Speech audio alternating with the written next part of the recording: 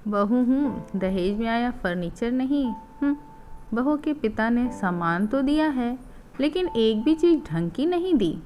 देना ही था तो हमसे पूछ लिया होता कि कैसा खरीदना है।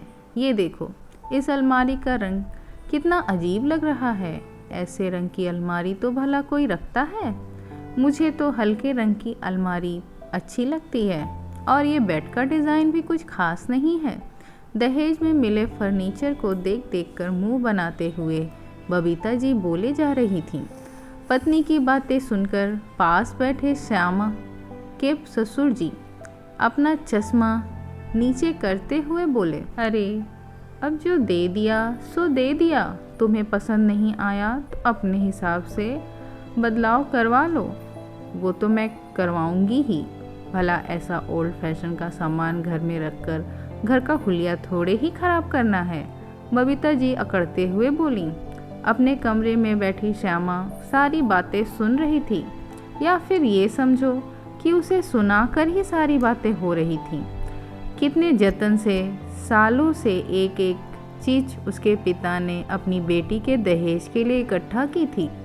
अपनी तरफ से किसी चीज़ की कमी नहीं रखी थी। फिर भी यहाँ किसी को उन चीज़ों की कोई कद्र नहीं थी। कुछ दिनों बाद ही घर में कारपेंटर आया और बबीता जी ने जैसे जैसे कहा वैसे वैसे दहेज में मिले फर्नीचर का हुलिया बदल दिया गया। अलमारी का रंग भी बदल दिया गया। अब कुछ ठीक लग रहा है, लेकिन फालतू में हमारा इतना खर्चा हो गया। बहू, अपने पिताजी से कह देना कि उनका दिया दहेज भी हमारे ऊपर ही भारी पड़ा है। बबीता जी अपनी बहू श्यामा को सुनाते हुए बोली। श्यामा चुप थी। आखिर कहती भी क्या? अभी इस घर के लिए तो वो नई ही थी। यहाँ का परिवेश उसके मायके के परिवेश से बहुत अलग था। सबकी पसंद नापसंद भी श्यामा की पसंद नापसंद से मेल नहीं खाती थी। उसका दिल क्या चाहता है इस बात की शायद यहाँ किसी को परवाह नहीं थी। सब अपनी पसंद का ही गुणगान करते रहते थे, लेकिन अपनी माँ से श्यामा को यही शिक्षा मिली थी कि ससुराल में सामंजस्य बैठाने में थोड़ा वक्त लगता है।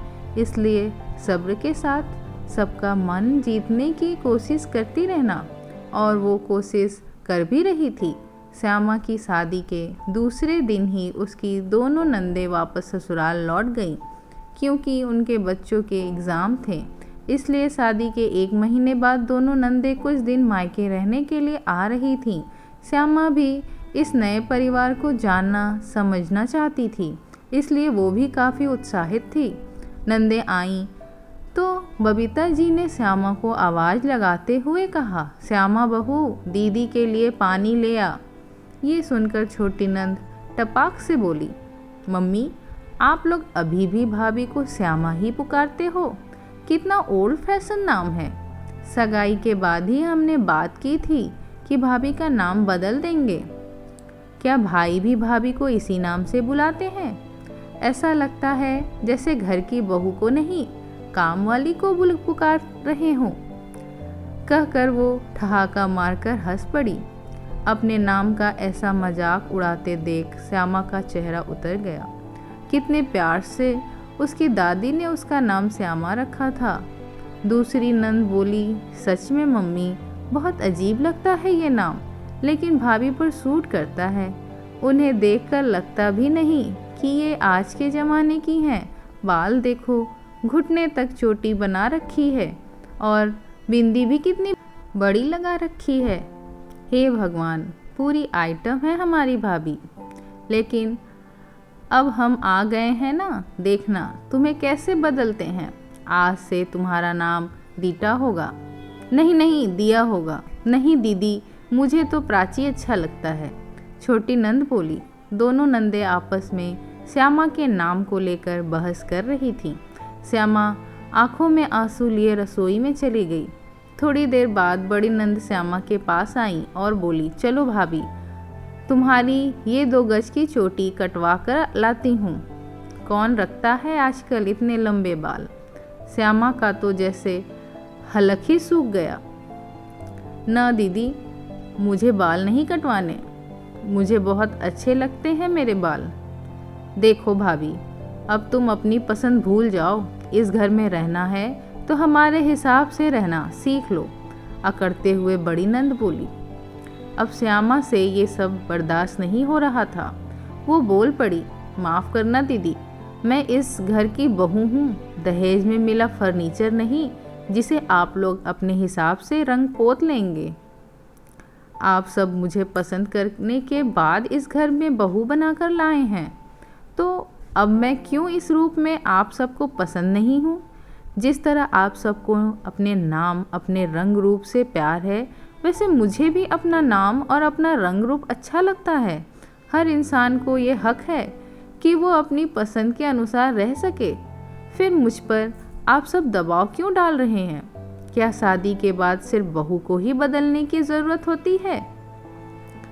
श्यामा की बातें ऑफिस से आए श्यामा के पति अविनाश ने सुनी तो वो भी बोल पड़ा, दीदी श्यामा ठीक कह रही है। जब उसे हमारे रहन सहन और नाम से कोई शिकायत नहीं है तो हम क्यों उसके नाम और पहनावे पर सवाल उठाएं। और सच बताऊं तो मुझे भी श्यामा के ये लंबे बाल बहुत अच्छे लगते हैं। अविनाश की बात सुनकर श्यामा हौले से मुस्कुरा पड़ी। दोनों नंदे समझ गई थीं कि उनकी दाल नहीं गलने वाली। हमें क्या, रहो इस गवार के साथ। जब लोग मजाक उड़ाएंगे तो हमें मत कहना, मुंह बनाते हुए नंद बोली। लेकिन अब श्यामा को उनकी बातों से कोई फर्क नहीं पड़ रहा था, क्योंकि उसका पति उसके साथ था। उसने अपने बालों को लपेट कर जूड़ा बनाया और रसोई में खाना बनाने में जुट गई। दोस्तों, आशा करती हूँ ये बहू की कहानी आपको पसंद आई होगी और कमेंट ज़रूर करिएगा और चैनल को सब्सक्राइब कीजिएगा। धन्यवाद।